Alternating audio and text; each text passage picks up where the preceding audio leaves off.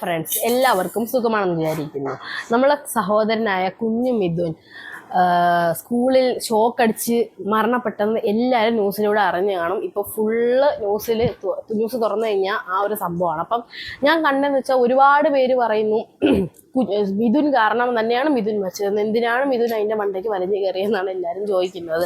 എൻ്റെ ഭാഗത്തുനിന്ന് ഞാൻ ഇത്രയും വാർത്തകളുണ്ട്, എനിക്ക് തോന്നുന്നത് സ്കൂൾ അധികൃതരുടെ ഒരു പിഴവ് കൊണ്ട് തന്നെയാണ് ഇങ്ങനെ സംഭവിച്ചത്. കാരണം ഈ ന്യൂസിൽ തന്നെ പറയുന്നുണ്ട് വർഷങ്ങളായി ആ ഇലക്ട്രിക് ലൈൻ അതിൽ കൂടാണ് പോകുന്നതെന്ന്. എന്നിട്ട് ഒരു സ്കൂളിൽ 440 വോൾട്ടുള്ള ഇലക്ട്രിക് ലൈൻ ഇത്രയും വർഷമായിട്ട് പോകുമ്പോൾ ആരും അത് ശ്രദ്ധിച്ചിട്ടില്ല എന്നുള്ളത് വിശ്വസനീയമല്ല, ഒരിക്കലും വിശ്വസിക്കാൻ പറ്റുന്ന കാര്യമല്ല. ഇനിയിപ്പോൾ അവർ ശ്രദ്ധിക്കാൻ നടിക്കുന്നതാണോ എന്നും നമുക്കറിയില്ല. നമ്മളെയൊക്കെ സ്കൂളാണെന്നുണ്ടെങ്കിൽ ഇങ്ങനൊരു ലൈൻ കടന്നു പോവുകയാണെങ്കിൽ തന്നെ അപ്പം തന്നെ അതിനുള്ള നടപടികൾ നമ്മൾ അധ്യാപകരെ എടുക്കുന്നതായിരിക്കും. എന്തുകൊണ്ടാണ് അവരിത് ചെയ്യാത്തതെന്ന് നമുക്കറിയില്ല. പിന്നീട് പ്രിൻസിപ്പളൊക്കെ പറയുന്നത് ഞാൻ കേട്ടു, മിഥുൻ പറഞ്ഞാൽ കേൾക്കാത്തൊരു കുട്ടിയായിരുന്നു, പറഞ്ഞാൽ അനുസരിക്കില്ല എന്നൊക്കെ. നമ്മളെ ഈ ഒരു ടീനേജ് പ്രായത്തിലെ കുട്ടികൾ കുറച്ച് സാഹസികം ഇഷ്ടപ്പെടുന്ന ആൾക്കാരാണ്.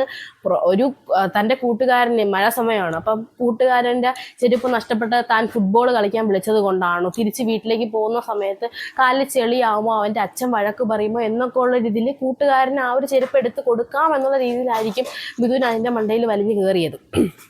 അതുമല്ല, നമ്മളെയൊക്കെ സ്കൂളിലെന്ന് പറഞ്ഞാൽ ഇൻ്റർവെല്ല് കഴിഞ്ഞിട്ട് 1 മിനിറ്റ് പോലും ഗ്രൗണ്ടിൽ നിൽക്കരുതെന്നാണ്. അപ്പം തന്നെ നമ്മളെ ക്ലാസ്സിൽ കയറ്റും. അഥവാ ഏതെങ്കിലും കുട്ടികൾ ക്ലാസ്സിൽ കയറിയില്ല എന്നുണ്ടെങ്കിൽ അവരെ അപ്പം തന്നെ ടീച്ചറിൻ്റെ അടുത്ത് വിളിച്ചുകൊണ്ടേ അവർക്ക് വഴക്ക് കൊടുക്കും, എന്തുകൊണ്ട് ക്ലാസ്സിൽ കയറില്ല എന്നുണ്ട്. അല്ലെങ്കിൽ ക്ലാസ്സിൽ വൈകി കയറിയ ക്ലാസ്സിലുള്ള ടീച്ചർമാർ നമ്മളെ വഴക്ക് പറയും. പക്ഷേ ശരിക്കും ഇവിടെ എന്ന് വെച്ചാൽ മിഥുൻ ഇൻ്റർവെല്ല് കഴിഞ്ഞ് ക്ലാസ്സിൽ കയറി, എന്നിട്ടും ആ ചെരുപ്പിനെ പറ്റി ഓർത്ത് തിരിച്ച് ഇറങ്ങി വന്നതിന് ശേഷമാണ് ആ ഷീറ്റിൻ്റെ മുകളിലേക്ക് കയറാനായിട്ട് ശ്രമിച്ചത്. സോ അത്രയും ഒരു 10-15 മിനിറ്റ് ആയിട്ട് പോലും ഒരു ടീച്ചർമാരും കുട്ടി ഗ്രൗണ്ടിൽ നിൽക്കുന്നതോ ക്ലാസ്സിലില്ല എന്നുള്ളതോ അറിഞ്ഞിട്ടില്ല എന്നുള്ളത് അത് നമുക്ക് വിശ്വസിക്കാൻ പറ്റുന്ന ഒരു കാര്യമല്ല. ഇവിടെ സ്കൂളുകാരുടെ ഇതിൽ തന്നെയാണ് തെറ്റ്. സ്കൂളുകാരുടെ ഒരു ഭാഗത്ത് നമുക്ക് നിൽക്കാനേ കഴിയില്ല. ഇത്രയും അതുമല്ല, നമ്മളെയൊക്കെ സ്കൂളിൽ എല്ലാവരുടെ സ്കൂളിലും ഉള്ള കാര്യമാണ് PTA മീറ്റിംഗ്. അപ്പോൾ ഇത്രയും വർഷങ്ങളായിട്ട് ആ സ്കൂളിൽ പഠിക്കുന്ന ഒരു വിദ്യാർത്ഥികളുടെ അച്ഛനും അമ്മയൊക്കെ PTA മീറ്റിങ്ങിന് വന്നിട്ടും അവരും ഈ ലൈഫ് ശ്രദ്ധിച്ചിട്ടില്ല, അല്ലെങ്കിൽ ഈ ഇലക്ട്രിക് ലൈഫ് ശ്രദ്ധിച്ചിട്ടില്ലെന്ന് പറയുന്നത് നമുക്ക് വിശ്വസിക്കാൻ പറ്റുന്ന ഒരു കാര്യമല്ല. അപ്പോൾ ഇങ്ങനെ TV-യിലും ഫോണിലും ഒക്കെ ഈ ഒരു വാർത്ത തന്നെ കേട്ടിട്ട് മനസ്സിന് ഭയങ്കര വിഷമമായിരുന്നു. അപ്പോൾ അതിങ്ങനെ ഓർത്ത് എൻ്റെ മനസ്സിൽ വന്നൊരു കഥ ഞാൻ എഴുതിയിട്ട് അതൊരു വീഡിയോ ആക്കിയിട്ടുണ്ട്. അപ്പോൾ അത് ഞാൻ തന്നെയാണ് എഡിറ്റൊക്കെ ചെയ്തത്. അപ്പോൾ എന്തെങ്കിലും തെറ്റുണ്ടെങ്കിൽ നിങ്ങൾ ക്ഷമിക്കണം. അപ്പോൾ അത് ഫുള്ളിരുന്ന് കാണണം. ഒരു ചെറിയ കഥ പോലെ ഞാൻ സെറ്റ് ചെയ്തിട്ടുണ്ട്. അപ്പോൾ എന്തായാലും നിങ്ങളത് കണ്ടിട്ട് വരാം. ഇന്റർവെല്ലിനായുള്ള നീണ്ട മണി മുഴങ്ങി. അവൻ കൂട്ടുകാരോടൊപ്പം തുള്ളിച്ചാടി പുറത്തേക്കിറങ്ങി. ഡാ, ഫുട്ബോൾ ആ മരച്ചുവട്ടിലിരിപ്പുണ്ട്, എടുത്തുകൊണ്ടുവാ, നമുക്ക് ഇന്നലത്തെ ബാക്കി കളി തുടങ്ങാം. കൂട്ടുകാരിൽ ഒരുവൻ ഫുട്ബോൾ എടുക്കാൻ മരച്ചുവട്ടിലേക്ക് ഓടിപ്പോയി. അവൻ ഫുട്ബോളുമായി മൂവർ സംഘത്തിനടുത്തേക്ക് ഓടിയെത്തി. അവർ ഉത്സാഹത്തോടെ സ്കൂൾ മുറ്റത്തെ ചെറിയ കളിസ്ഥലത്തേക്ക് ഓടിച്ചെന്നു. ഫുട്ബോൾ കരഞ്ഞു നിലവിളിച്ചുകൊണ്ട് കാലുകൾക്കിടയിലൂടെ തലങ്ങും വിലങ്ങും പാഞ്ഞു.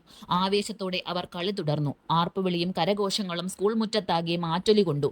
പാഞ്ഞു വന്ന ഫുട്ബോൾ ശക്തിയോടെ തട്ടുന്നതിനിടയ്ക്ക് ഒരുവന്റെ കാലിലെ ചെരുപ്പ് പൊടുന്നനെ വായുവിൽ ഉയർന്നു പൊങ്ങിപ്പറന്ന ചെരുപ്പ് സ്കൂൾ മുറ്റത്ത് വാഹനങ്ങൾ പാർക്ക് ചെയ്തിരുന്ന ഷെഡിന് മുകളിലത്തെ ആസ്ബറ്റോ ഷീറ്റിന് മുകളിലേക്ക് ഉയർന്നു വീണു. അയ്യോ എടാ, നിന്റെ ചെരുപ്പ് പോയല്ലോ. അവൻ തലയിൽ കൈവച്ചു പോയി. സാരമില്ലടാ, നീ വിഷമിക്കേണ്ട, ഞാനിപ്പോൾ തന്നെ പോയി അതെടുത്തിട്ട് വരാം. എടാ, അതിനെടുക്കുകയൊന്നും വേണ്ട, അത് പഴയ ചെരുപ്പാണ്, അല്ലെങ്കിൽ തന്നെ ഞാനത് മാറ്റാനിരുന്നതാ. നീ അത് കഷ്ടപ്പെട്ടെടുക്കാനൊന്നും പോണ്ട. നീ മിണ്ടാതിരിക്കെ. ചെരുപ്പില്ലാതെ നീ എങ്ങനെ വീട്ടിൽ പോകും? ഒന്നാമത് നല്ല മഴയുണ്ട്, കാലിൽ മുഴുവൻ ചെളിയാവില്ലേ? അപ്പോഴേക്കും ഇന്റർവെൽ കഴിഞ്ഞ് ക്ലാസ്സിൽ കയറുന്നതിനുള്ള ബെൽ മുഴങ്ങി. കൂട്ടുകാർ ക്ലാസ്സിൽ കയറിയെങ്കിലും അവന്റെ മനസ്സ് മുഴുവൻ ഷീറ്റിനു മുകളിലുള്ള ചെരുപ്പിലായിരുന്നു. അവൻ തന്റെ പൊട്ടിയ ചെരുപ്പിനെ ഒന്ന് നോക്കി. വൈകിട്ട് അച്ഛൻ പുതിയ ചെരുപ്പ് വാങ്ങിത്തരാം എന്നു പറഞ്ഞത് അവൻ ഓർത്തു. കൂട്ടുകാരൻ ചെരുപ്പില്ലാതെ എങ്ങനെ വീട്ടിലേക്ക് പോകും എന്ന ആദിയായിരുന്നു അവൻ്റെ മനസ്സ് മുഴുവൻ. പിന്നെ മറ്റൊന്നും ചിന്തിച്ചില്ല. അവൻ പതുക്കെ ഷെഡിന് അടുത്തേക്ക് നടന്നു നീങ്ങി. എങ്ങനെയോ കുത്തിപ്പിടിച്ച് ഷീറ്റിനു മുകളിലേക്കു കയറി.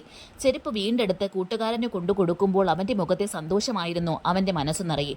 ആ സ്വപ്നലോകത്ത് വിഹരിക്കുന്നതിനിടയിൽ ചാഞ്ഞു കിടന്ന വൈദ്യുത കമ്പി അവൻ്റെ ശ്രദ്ധയിൽപ്പെട്ടില്ല. ചെരുപ്പെടുത്ത് മുന്നോട്ടായുന്നതിനിടയ്ക്ക് കാൽ വഴുതി അവൻ ആ വൈദ്യുത കമ്പിക്ക് പുറത്തേക്ക് വീണു. ഒന്ന് നിലവിളിക്കാൻ പോലും ആകാതെ പിടഞ്ഞു. ക്ലാസ്സിനകത്ത് കളിയും ചിരിയും ബഹളവും നിറഞ്ഞു നിൽക്കുന്നതിനിടയ്ക്ക് അവൻ്റെ ആ പിടച്ചിലും സങ്കടങ്ങളും ഒന്നും ആരും കേട്ടില്ല. പിടഞ്ഞു വീഴുന്നതിനിടയ്ക്കും കൂട്ടുകാരൻ്റെ ഒറ്റക്കാലിലെ ആ ഒറ്റച്ചെരുപ്പ് അവൻ മുറുക്കെ പിടിച്ചിരുന്നു. ആണെന്ന് വിചാരിക്കും. നിങ്ങൾക്ക് ഇഷ്ടപ്പെട്ടിട്ടുണ്ടെങ്കിൽ ഈ വീഡിയോ ലൈക്ക് ചെയ്യാൻ, ഷെയർ, സബ്സ്ക്രൈബ് ചെയ്യാനും മറക്കരുത്. അതുപോലെ തന്നെ ഇങ്ങനെ ഒരു കുട്ടിക്കും ഇനി വരാതിരിക്കട്ടെ. ഇതിൻ്റെയും കുടുംബത്തിൻ്റെയും ആ ഒരു വേദനയിൽ ഞാനും പങ്കുചേരുന്നു. അപ്പോൾ മറ്റൊരു വീഡിയോ ആയിട്ട് കാണുന്നവരെ എല്ലാ സുഹൃത്തുക്കൾക്കും ബൈ ബൈ.